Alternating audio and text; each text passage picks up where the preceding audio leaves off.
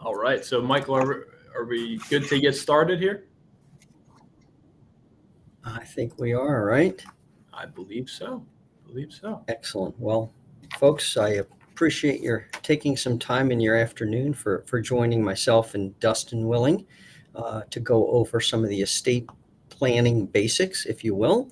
Both myself and Dustin are part of the NFP wealth management team, have been in the industry for a number of years and work with individuals and families with regards to financial planning, wealth management, and the estate planning topic is something that's very important and dear to us because all too often it's overlooked.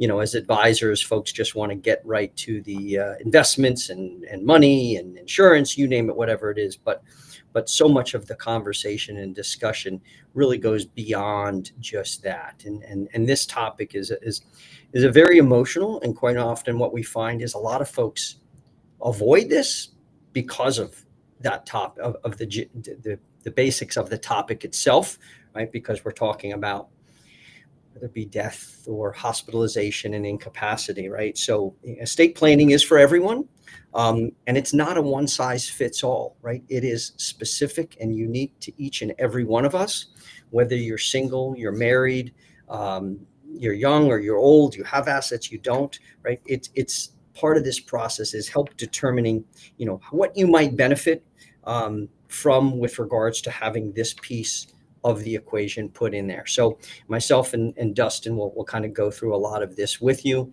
and talk about some of the ideas and topics. And then, if you have any questions, please put them in the chat.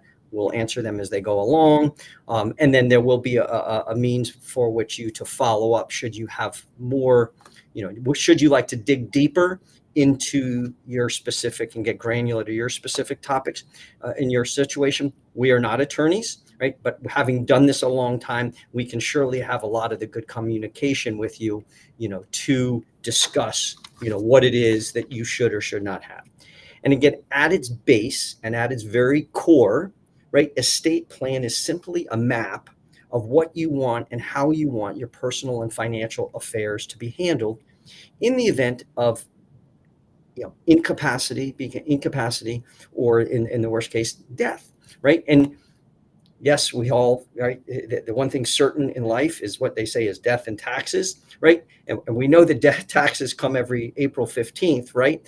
But the untimeliness of when we're not going to be here, we don't know. And that's as part of the process that Dustin and I always do is we talk in terms of financial planning, right? If we all knew that exact date, it would be easy to back into all of this. But the reality of it is we simply don't know all of that, right? So, when we talk about who needs an estate plan, right?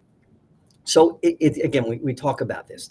It's not just for the wealthy, right? And you basically want to be able to control and or dictate what happens to you. As I mentioned, if you become, if you die or become incapacitated, right? We all, that we go to work, we're driving on the roads. We see accidents happening on the highway every day. No time do we ever think that it's going to happen to us. But again, most people don't fail to plan in life. They simply plan to fail some of these situations, right? And Dustin can attest to some of his personal clients and situations, right? But when you leave things out in the or out without having clear-cut message in terms of what you want, the family disputes, the clause come out, right? And we talk about family disputes, in terms of your loved ones, what these things can happen is just, it's so many times it can be, it's so tragic and unfortunate, and that you really don't want to do. So it's talking about preservation your assets, providing for your loved ones, right? Seeing to it that what happens is what you want to have happen, right? in our world, we deal with individuals, we deal with couples, we deal with blended families, we deal with single parents, with children, we deal with families who might have children with special needs. All of these things create very nuanced situations that if you don't have proper plans, right, it's left to either the courts, the states, or family disputes. And right, I mean, you don't want other people making these decisions, right? And many oftentimes when we're talking with individuals or couples, right, if one person is very financially proficient, the other is not, and not good with the financial matters, how does that all play into it? What does it look like for you? Again, minor children is an important conversation and discussion, right? In terms of what happens. Right? I can tell you as a father of 4 kids, right? You never think about this stuff until you and your spouse are going to get on a plane and fly someplace. Then you're like, oh my gosh, what happens, right? And sadly, unfortunately, things do happen, and you want to make certain that these things are in place, right? Again, we can talk about, for a higher net worth, if your net worth exceeds, $13 million, let's say, yes, then there are even more things that you need to do in terms of, estate taxes, preservation, wealth conservation, or all this other stuff. But again, for the preponderance of the folks probably on this call and that Dustin and I work with, right, it's being prudent and smart and wise about what you want to do. If we have real estate, what does that look like? If you have assets in more than one state, what does that look like? How do you want these things to play out for you when it comes to all of this, right? If you're a private person and you want financial privacy and you don't have a will, I can tell you your information becomes very public with regards to your estate. So again, I see some of the questions as they're coming in, and what that looks like. Someone asked a question, Faith. If you own your home and you pay it off, we'll kind of go through that and explain to you some of the nuances with regards to owning property, registration, and what that looks like for you there, right? So I'll give you an example. We'll go on, and a lot of times I'll tie into kind of even my own world.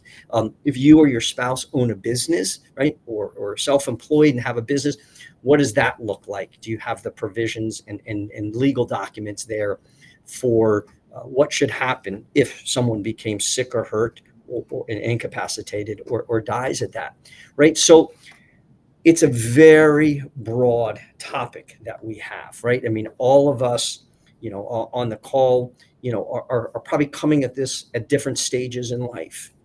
Dustin's a little younger. As I said, I'm a father of 4, a grandfather, all of these different real estate, all of these things. So there's, I have parents as well. So all of these things come into play. So, in my world, I think of, what happens if I become sick or hurt, right?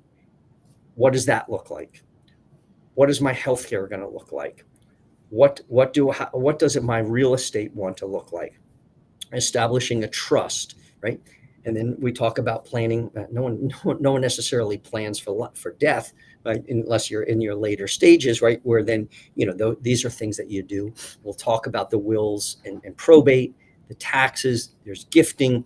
Life insurance is a very big part of this conversation that we oftentimes have, right? As the evolution of life insurance goes, if you're younger, right, and you have a family, you might have a lot of life insurance, but how you own it, who's the beneficiary is very important. And we'll kind of address, some of these topics as well as we go along, right? So when we think about incapacity, right, this can happen at any point in time, right? So if you go into the hospital, right, the hospital is gonna, if you don't have legal documents, they're going to have their own forms and documents that they're going to direct and dictate what happens for you, right? So the reality of it is you want to have these legal documents in place, because if especially if you become incapacitated and you're single, right, who's going to do this? If your court can appoint a guardian, it just, the lack of planning just increases the burden on everyone.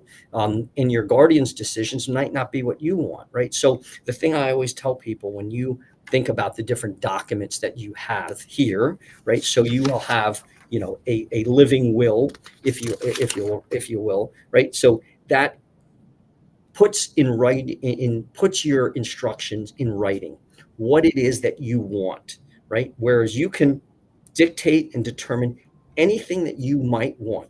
You put it down, and that is your desire. But the other aspect to it is so you have your living will, your durable healthcare power of attorney, your healthcare proxy, right, is so important, and that designates who makes the decisions for you, right? So part of this conversation I always have with folks, if you're married, obviously it's oftentimes it better be the spouse, otherwise you got some explaining to do, right? But you want to have these, and these are very emotional, and these are very uh, personal conversations that you want to have. And again, a lot of people I avoid these, right? Because and you're two different people, you bring in your different thoughts and wishes and desires, right? But it's absolutely imperative that you have these conversations, and these are tough conversations that we have. But in as much as it's important to have the conversation or to write this down, my goodness, it's equally as important that you let the person know, if it's your spouse, or if it's maybe you're single, right, or it's not your spouse, right, who you're granting this to, and that you have a conversation as to what it is that you want to have done, for those. The DNR is very personal, right, to each and every one of us, right? And we see whether you talk about the movies, but the reality of it is you drive up and down the highway, go to the hospitals, you hear the stories, you turn on the news every night, the accidents, you hear these and that, right? People walking across the street. I mean, it's all of these things no one thought about. No one's thinking today is going to be the day that I need to have these. So, the living will puts your instructions in writing. The healthcare power of attorney, right, dictates who you're going to grant the authority, right? And even on the power of attorney, right? If I grant, so there's the healthcare power of attorney, and there could be the financial power of attorney, right? But the thing to understand is, if you give someone power of attorney, it's not like he or she the next day can go in to your 401k or go into your bank and say, hey, I have power of attorney, give it to me, right? There's a process that you have to do in terms of substantiating, what it is and how you're doing it. I can tell you, as I mentioned, I'm married, my wife, we have, both parents are alive, well into their 80s or 90s. They've designated us as power of attorney, healthcare, and my wife in particular does a lot of this, and it's daunting, right? I mean, she takes her mom and dad to the different doctors. They always, who are you? They give authorization. She brings the document with her, and just to substantiate this, because especially as parents and people get older, I can tell you, right, you want to have these things in place beforehand, and especially if you're dealing with elderly parents, they sometimes they can be old school and very cautious of this, but you want to have these documents in place beforehand, and have all of these things structured for you.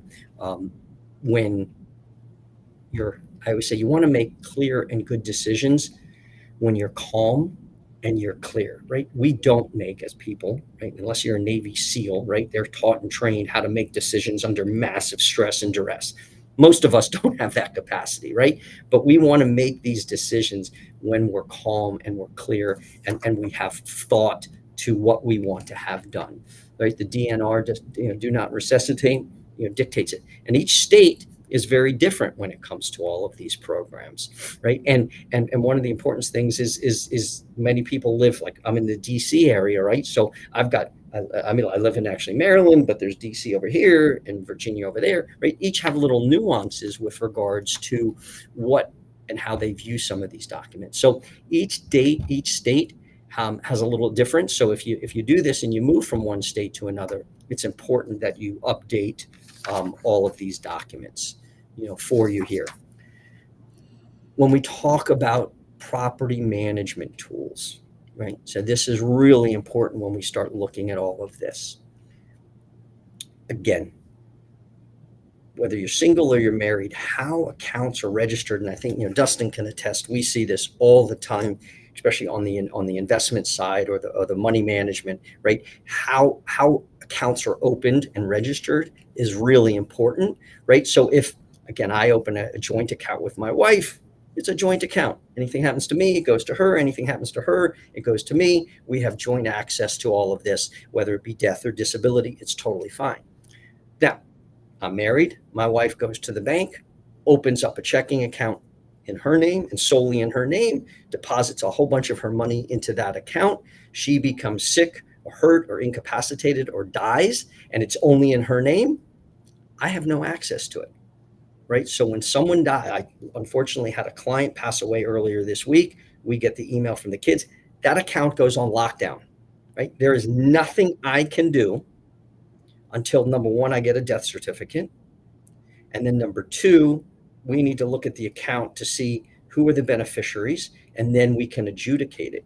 But very oftentimes, in it, whether it be a bank or any other assets you own, many times they're just opened up in your name. And that's not the ideal situation that you wanted.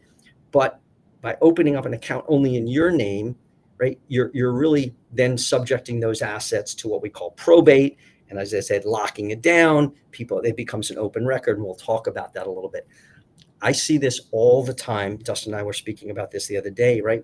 Whereas we'll speak with a couple when we're doing financial planning, and they'll say, well, he does his thing, I do my thing. It's kind of, we each do our own things.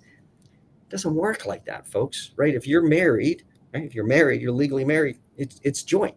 But if you have those accounts registered individually, it creates a real conundrum for you, right? The durable power of attorney, again, only designates someone who can make decisions for you on your behalf, right? And I can tell you as advisors who work with different registrations, the back offices it's really difficult and daunting when you have situations where things are not titled properly. And again, that's more so that we see that when we're trying to bring assets over, because I know on our end, we really have these conversations to make certain when we're establishing accounts, what they look like, right? A living trust is a very big topic that we talk about, with regards to having an asset. So again, same scenario, my wife and I, married, 4 kids, everything's pretty much jointly owned. Even our house is in our name, right? And someone had asked, if you have a house and you own your home and it's all paid off, that's wonderful. It's a great asset. But the problem then becomes, I think, Faith, you had asked the question, right? If you pass away, right, and that house is titled and registered in your name, right, that is then subject to your state probate regulations. And probate, and we'll talk about it in a little bit, can be a lengthy process, right? It can take from 6 weeks to a year. And in that interim, right, that house, that property that you want your children to get, or maybe they want to sell or whatever it is, kind of has to go through the courts. Whereas in situations like myself and my wife, it's a joint property. We each own it. Something happens there, but it's also in our trust. So that if something happens to us simultaneously, a living trust, right, it's non-existent until we're not, right? And then the day we're not here, that home goes into the trust. My kids are all of age. The stipulation says everything gets divided amongst the 4 of them. They can sell the house, bing, bang, boom, and then divide everything up. Versus if it's not, it's a much more daunting process that we see with regards to that. Where I'll talk about one other thing here with regards to owning assets. If you have multi-state assets and homes or properties in different areas, you got a gentleman here locally. They have a house in West Virginia. He likes doing work on cars and motorcycles, and he'd go buy cars and motorcycles, and he had all these things and just in his name. And the reality of it is, gosh forbid something happens, right? Every one of those motorcycles, every one of those cars, the home itself would have to go through probate. They'd have to get a new title. They'd have to do the registrations. The amount of time that would take to get all of this thing taken care of and adjudicated would be so daunting, right? You don't want to do that. You don't want to leave a mess for folks when you're not here, right? So and many a times, right, people die without an estate. Now, it's not, if you don't have a lot of assets, it's not it's not the worst thing, because if you have the proper registration and you have the proper beneficiaries on your assets, you're fine. But, so if you, again, if you have the joint owner, which I talked about, if you have a designated beneficiary, and again, on a beneficiary, we're talking about maybe if you work for your employer, make sure your 401k, your 403b, or an IRA has the proper beneficiary for you there. That's important to look at. Life insurance is really important.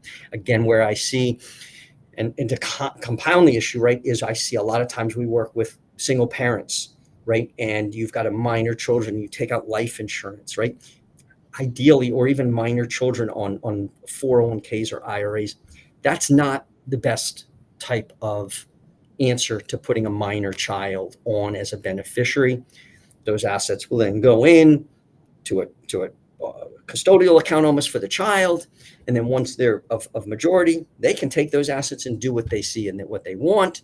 While they're younger, whoever their guardian is would have to petition the state or the courts, and it gets really convoluted. So again, it goes back to, if you're a single parent, setting up a trust. As I say, even if there's a mom or dad in the situation, right? I always say there's a reason why he or she is an ex. They might be a great person, but financially a disaster, right? You want to put the safeguards in and the rails to do that. And then every state has different what's called intestacy rules and regulations, which basically mean what happens if you don't have a will, right?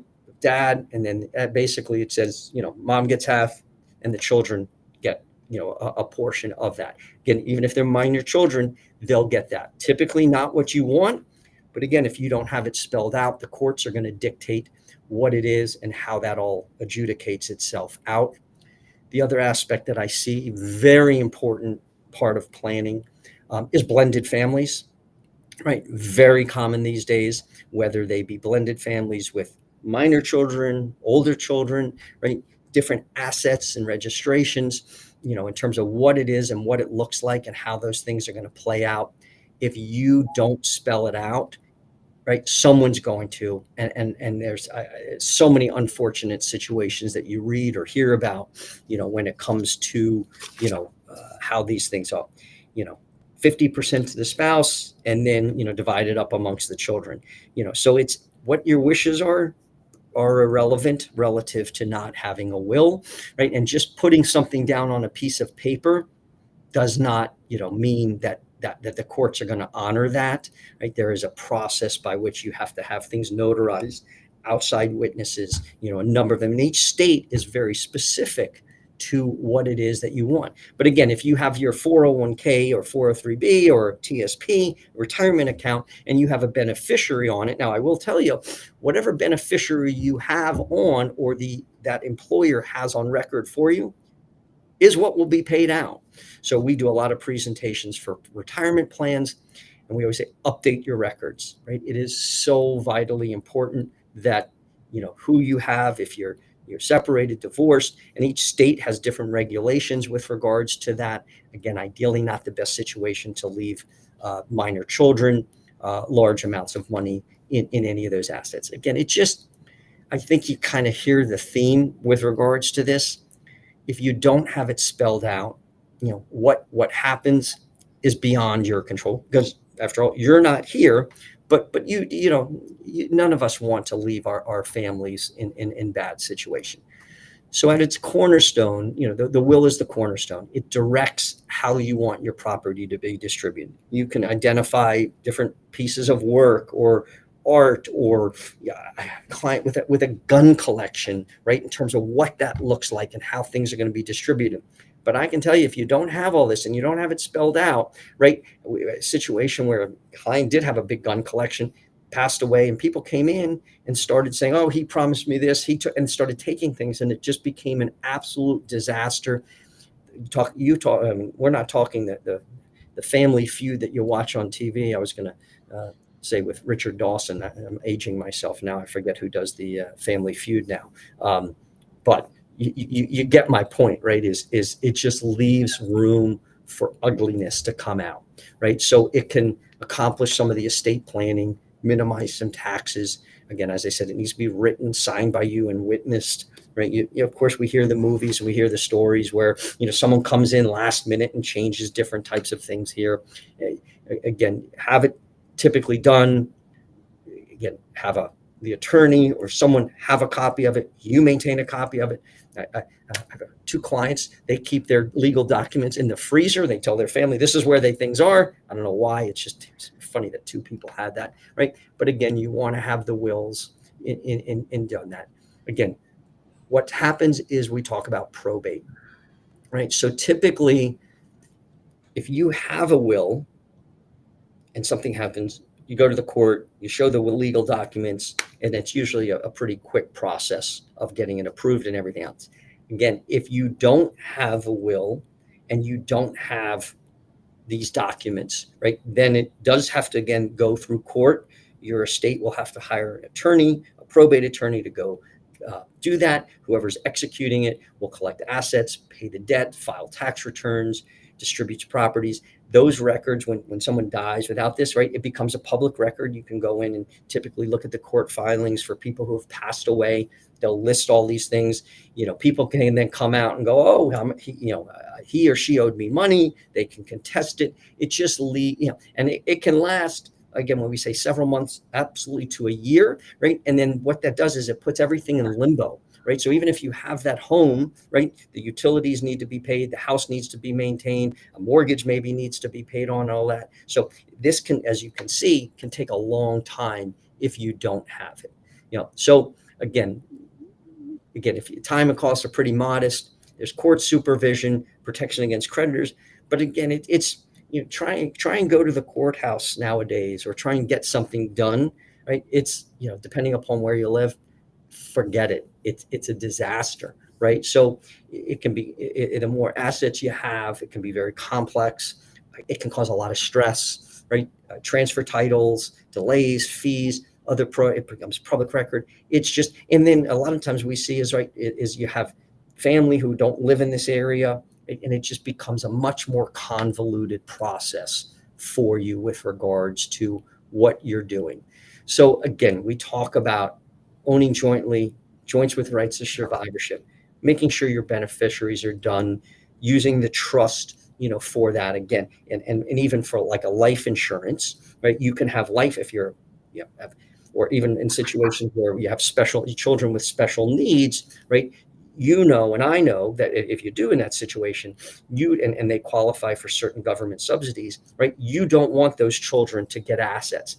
Situation where a client, we did extensive planning for their son who was receiving benefits. He had housing, all lock and barrel. Well, unbeknownst to them, one of their aunts thought she was going to do a great deed. When she passed away, she left the monies to this young man, and then it just derailed the whole process with regards to that. So these are the conversations you want to have. As I mentioned, life insurance is a great asset, right? You don't necessarily, again, a lot of my life insurance went into a trust.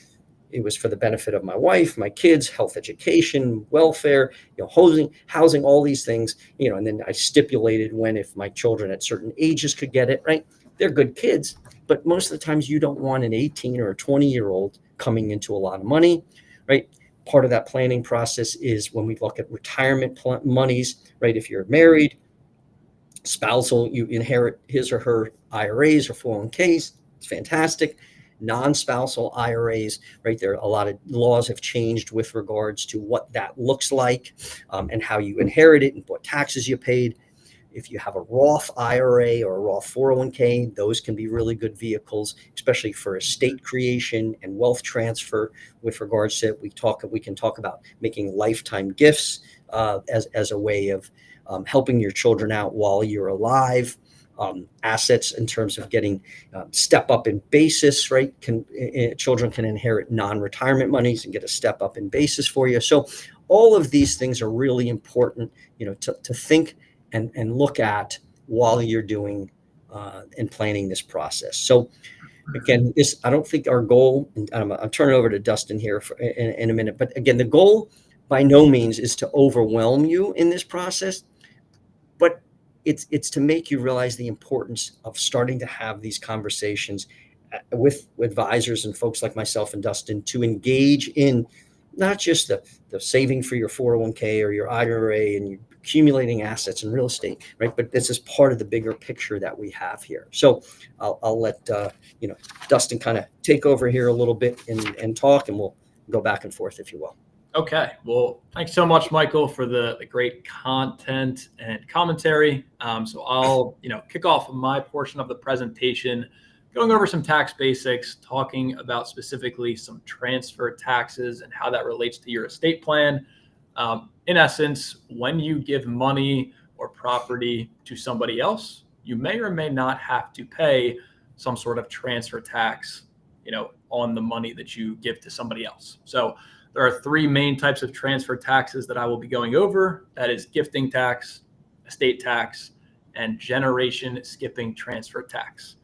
As I'm going through these different topics, just keep in mind that these are all at the federal level.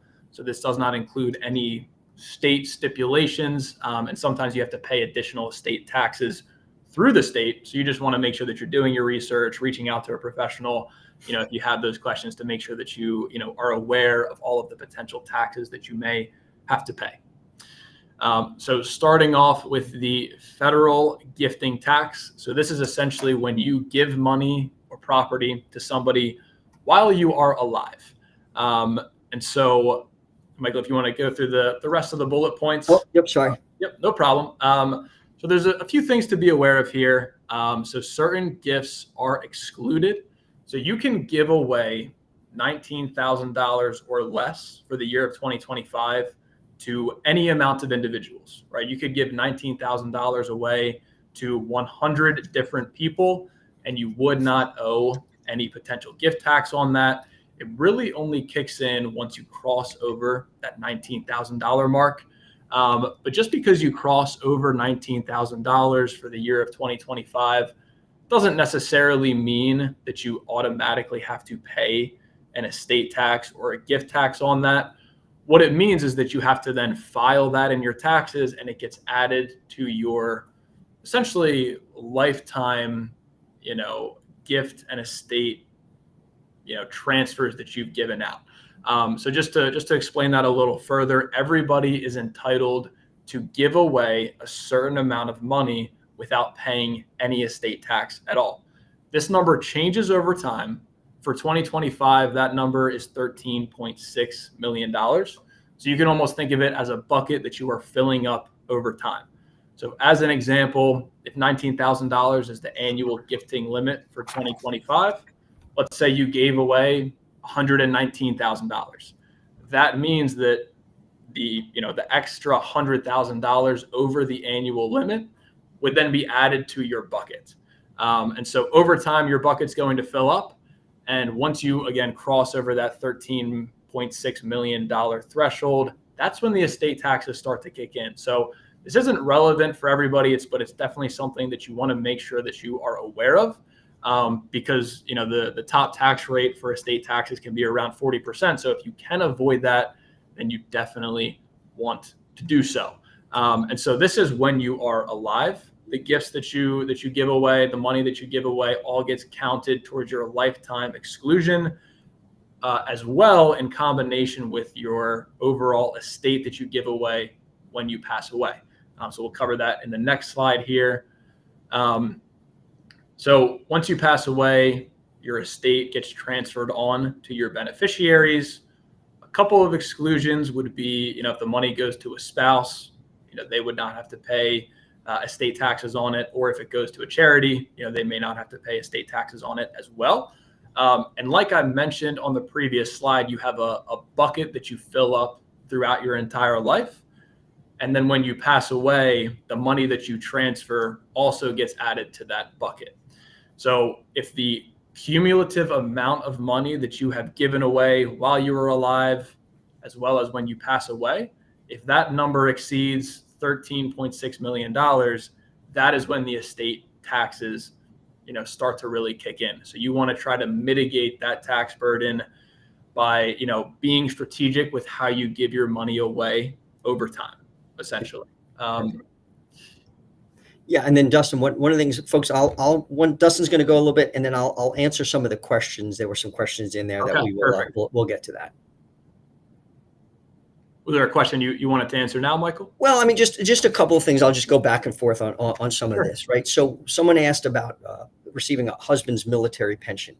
Yeah, so if you receive a pension like that, and that's part of a divorce agreement, that's going to continue should you get remarried, regardless, right? I mean, I'm not familiar with any nuances where you'll not, right? The one thing is again, this gets not necessarily with wills and trusts, but Social Security, and I know there's been some presentations we've done on that, right? So Social Security, if you're married, right, you each can collect your own. If one of your if someone passes away, right, then the surviving spouse gets the greater of the two, whether it be yours or the spouse who passes away, whichever Social Security is greater, you'll receive. Some of these conversations come in with Social Security and pensions and different benefits for couples who are not married, right? So these are conversations you want to have done. So one of the things is if you open up accounts with a TODI, transfer on death, right? So that means if I open an account in my name and it's just in my name, but I have TODI, transfer on death, that it goes to my wife. Yes, then that does not get locked down. Someone asked if they were, sounds like they were registered on their parents' or father's accounts. Yes, so that's not going to be an issue. Again, if you've got those things taken care of, that is what you want to do. Someone asked about a power of attorney. I'll give you an example. When all of my kids turned 18, it was a happy birthday. Let's go to the attorney. And I had them each sign a power of attorney and advanced medical directives. Again, my wife didn't want to deal with it, so they put me down as that, right? Because my kids who were in college, right, I paid their tuition. I never got the grades, right? You try and call and get information. They don't want to do that. So if you go into a hospital, if you have, and I tell all my, younger clients, or families who have children who are over 18, that's something that you want to do. So you want to have, these things documented, notarized. Different states have different, rules. My niece, I always give an example. She had a deathly allergic allergy to peanuts. They lived in Rhode Island. She went to school in Tampa. God forbid something happens, right? You're a day or trip away. So they had the power of attorney. They let the school know, right? You just need to communicate all of these things with regards to that. So again, for the living trust, you typically want to go to it. There are some organizations that can do some of these documents, but you want to make certain that they're state specific and applicable to what your situation is. So I will, Dustin, sorry about that. I just no problem. And real quick, Patricia asked, are the gift taxes and estate taxes threshold cumulative? Yes, they are cumulative. So it's like a bucket between the two. Yep. And sorry, Michael, you just go back to the last slide. Sorry about that. Yep. So there's a relatively new provision, and I did not mention this on the last slide, but if you are married, your lifetime exclusion benefit is essentially doubled to make up for the two of you. Yeah. And that is now portable. So essentially how that works is if, one of the, individuals in the marriage passes away, the surviving spouse can use the rest of that bucket that was not used by the individual that passed away. So what that means, if you could just click the next bullet, Michael, if assuming that there were no gifts that were used, then that surviving spouse could technically give away $27.2 million to beneficiaries tax-free. So again, it doesn't apply to everybody, but for those individuals that it does apply to, that's super important to be aware of. Yep. And then the last, transfer tax that I will be referring to today is the generation skipping transfer tax that may apply to transfers made to someone more than one generation below you. So essentially what this is, if you have grandchildren and rather than giving a gift to your direct child, you skip that generation and give it to your grandchild instead. Essentially what you're doing, at least from the IRS's perspective, is you're almost like skipping a generation where you would have paid taxes. So the IRS is going to step in and essentially make you pay that extra tax because you skipped the generation. And so they have the same bucket that I referred to of $13.6 million. So you have to fully fill that bucket up before you actually have to pay any estate taxes on that. And it is not portable as well. Okay, so a few important things to point out on this chart here. As you can see, the gift and estate tax exclusion amount and the GST tax exemption amount are exactly the same every single year, and typically they go up with inflation. There is one very important thing to point out, and again, this may not apply to most people that are on this call, but the Tax Cut and Jobs Act that was put into place in 2017 essentially doubled the exclusion amount, right, which is a tremendous tax benefit to the people that affects. If that is not extended, if it is not changed, and if it just reverts back to what it was prior to 2017, then rather than in 2026 the limit going up to around 14 million, it would actually get cut in half, and it would go down to $7 million. So if you are someone that specifically applies to, if that actually affects you and you plan on gifting into the tens of millions of dollars over your lifetime and when you pass away, now would be a really good time to think about doing some planning, maybe meet with an NFP advisor and talk about how that affects you, because that's a huge change, right? Being able to save taxes on $7 million worth of dollars, like that's a pretty big impact to be aware of.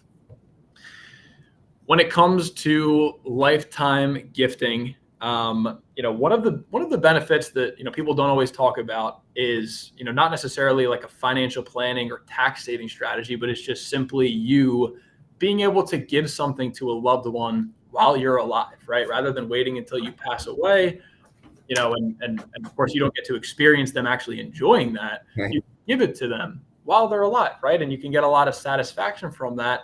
And also from a financial planning, tax efficiency perspective, it can also make a lot of sense as well.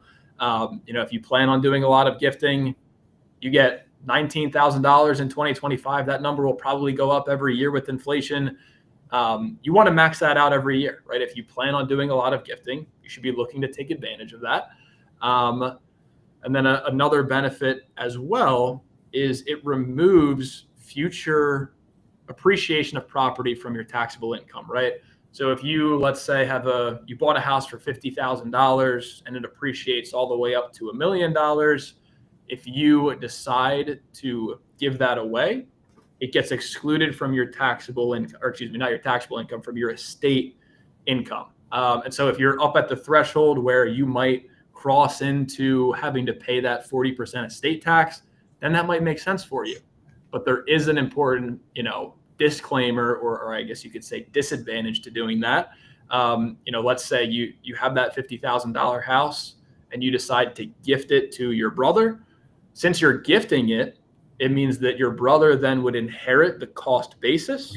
So it's as if he bought that house at $50,000, and then if he goes and sells it, he owes taxes on the full $950,000 worth of appreciation. So it's really a question of who makes sense to pay the tax more, right? Is it your brother or is it you? Like if you're not going to cross into if you're not going to overflow your bucket of exclusions, then it probably makes sense for you to pay the tax. And if you are, then it probably makes sense for your brother to pay the tax. But of course, it's situational. So again, refer to an advisor, reach out to us, and we can have those more, in-depth personal conversations with you. Yep, agreed. Makes sense. So it's important to remember that you can give away $19,000 in 2025. Right. That number is doubled for $38,000 for married individuals. So it's important to take advantage of that when you can. You're able to contribute to a 529 plan, and so it's $19,000 per recipient. So there's no limitation to how many people you can give that out to. So it's per individual. You can give $19,000 out. So for a 529 plan, you are able to essentially front load that if you choose to. So you can contribute 5 years worth of the right up to the gift tax exclusion. So that's $85,000 that you can do. The only thing that you want to be aware of is if you do decide to do that is, you'd have to file your taxes appropriately every single year for the next 5 years to make sure that you're getting that exclusion properly. And if you pass away, you in a prorated amount, that money would then be included in your taxable estate. A few other comments on this. There's no gift tax on amounts paid directly to a school for an individual's tuition. And there's no gift tax on amounts paid directly to a medical care provider for an individual's medical care or health insurance premiums. Okay, so switching gears a little bit, we'll discuss trusts. So if gifting isn't for you, then perhaps trusts may be a good option for you. They're a very versatile estate planning tool that can help give you control over your property to a certain degree. What I mean by this is, a trust is essentially establishing a legal set of rules that you are, that essentially the trust has to follow no matter what, right? So if you are incapacitated, if you pass away, right, your trust is going to have those, rules laid out already, right? It knows exactly what your orders are, even if you're not there necessarily to give them. Trust can be a larger part of a overall estate plan to help you minimize your taxes, allow for professional management of assets. Michael mentioned this earlier, providing safeguards for children, right? If someone's 18 years old, legally they can inherit the account, but do you really want an 18-year-old to inherit $3 million, right? Maybe you do, maybe you don't. A trust can be a way to sort of, gain control over that and make sure that they're not going to inappropriately spend the money.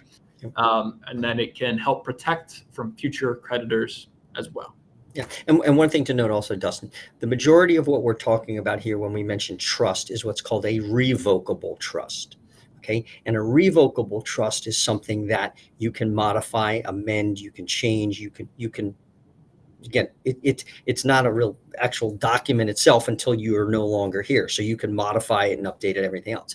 There are also, as part of this estate planning process, is what's called an irrevocable trust. And that is basically if an asset goes into that, you as the grantor or as the individual lose control of some of those. So the majority of folks we're talking about revocable trusts, but irrevocable trusts do play a part in some of the conversations with regards to different situations for estate planning, for family protection, for protection from again, children, minor, whoever else it might be. So to understand that.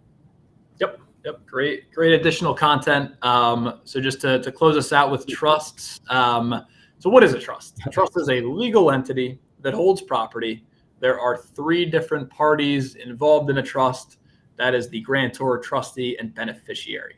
So the grantor is the person that essentially creates the trust. They fund the trust and they appoint the trustee. The trustee then manages the trust property in accordance with the trust agreement.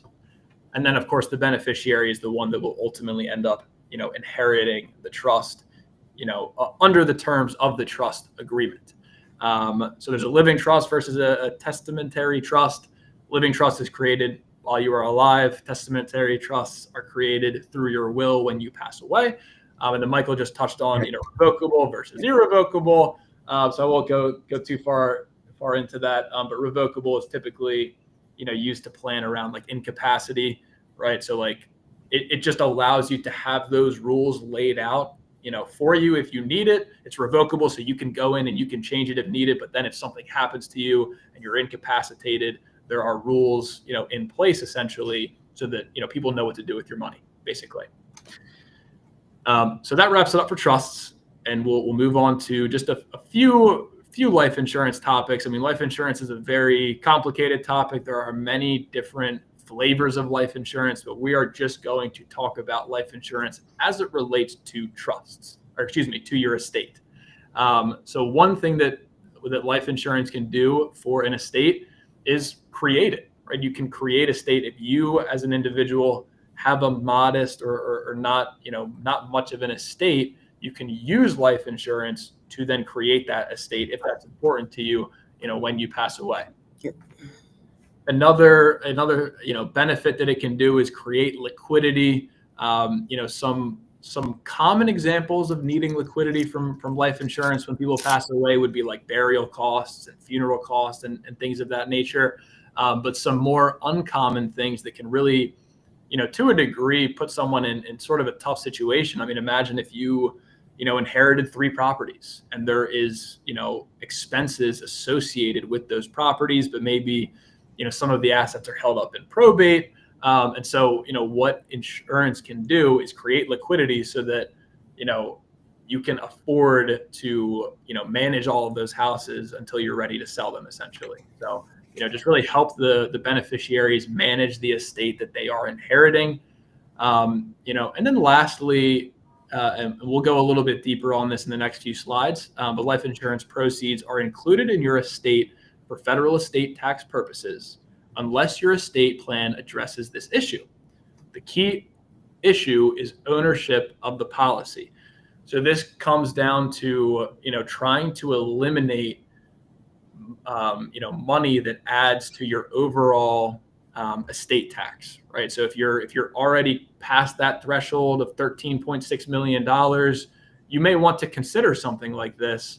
Or if you think that you'll, cross that threshold at some point in the future, you may want to consider some life insurance that's owned inside of a trust, also known as an irrevocable life insurance trust. I know Michael alluded to this earlier. Essentially what it is, so you have the insured, which is you. You create an irrevocable trust, and you name a trustee and the beneficiary. What the trustee does is they purchase a life insurance policy on your life that is owned by the trust, right? And we mentioned on the last slide, the key point there is the ownership, is not in your name, it's in the name of the trust, right? That's key. And then what you can do from there is make regular cash gifts into the trust. Technically, the beneficiaries have a window where they can use this money and go spend it on whatever they want to spend it on. They should not do that, right? That would completely defeat the purpose of establishing this in the first place. But what the trustee can then do is use the cash gifts to pay the premiums, right? So it's life insurance on your name, funded by you, that is excluded from your estate tax, right? So this, of course, just goes back to, what makes the most sense. It's different for everybody. But if you are worried about your future estate tax that you may owe, this could be an option for you to sort of mitigate that and lower that in the future, to lower your overall estate tax. So that wraps up the life insurance, and it really wraps up most of the content that we have prepared for today. So, in conclusion, there's a couple questions that, you want to make sure that you're asking yourself, especially like as we go through these different topics. What happens to you if you become incapacitated? What happens to you if you pass away? Do you have anything in plan so that when your beneficiaries are trying to sort this out, right? It's not a mess for them. It's not a nightmare for them. Do you have a valid will in place?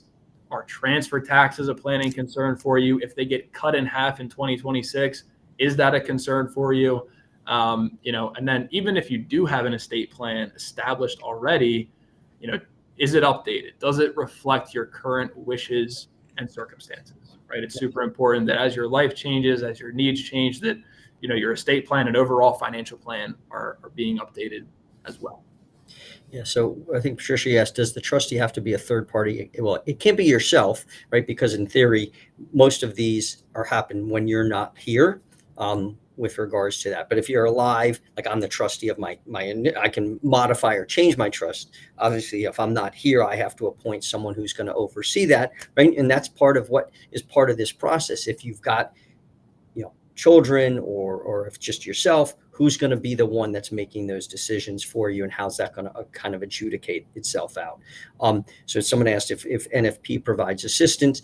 We don't. I mean, I'm not to the extent that this is what we can talk about to engage. Myself and Dustin obviously work with folks on an individual basis and having these conversations, the life insurance, whether it be the long-term care, the financial planning, or any of those things. So you can reach out and put something, there will be a questionnaire and a survey that comes out afterwards. So please, by all means, fill those out. Give us any information that was helpful, any more information you want, give it. This is only can make us better. And then it will give you an opportunity also, if you'd like someone to reach out to you, you can have someone reach out. Yeah, and I would say even in that same line to Terry's question, I wouldn't say that there's necessarily like a super simplified version of this. Right. It is relatively complicated stuff, and it's all depends on your individual Right. circumstances and needs, through your financial plan. So in that scenario, I mean, if you have questions, definitely reach out. Yeah. I would certainly recommend that. Stephen asks, are revocable trusts subject to probate? I mean, Michael, correct me if I'm wrong, but typically revocable trusts avoid probate, correct? Correct. Yep. Yeah. Again, there are different online services that you should do. There are plenty of attorneys. There are different organizations. Many of your employers might have some trust and will documentations there. Again, clearly, it's again, if you do one of these online, just vet them out. Read the reviews, Better Business, whoever it might be. Then make certain. But even if you do that online, that you get the documents notarized and do all the proper things that you need to. Otherwise, it's really they won't hold themselves up. So, I mean, I think we covered a lot of ground. There is no simple version to this. As I mentioned, it's emotional, it's personal. But I think what you see is the importance of having these conversations with your spouse, your partner, or even just yourself or someone like myself and Dustin to kind of have these questions and comments and discussions. So again, I think we appreciate your time, and have a wonderful afternoon. And Michael, I think there's just one more slide after this. Sure. Just an email that you can reach out to. So again, you can reach out directly to helpdesk@mywealthsense.com. Yep. Do that right now if you're interested in setting up some time as well. Yeah, like I said, anyone on the call will receive a Survey Monkey that you can get request to be contacted. Wonderful. Thank you so much. Yep. Take care. Have a good day.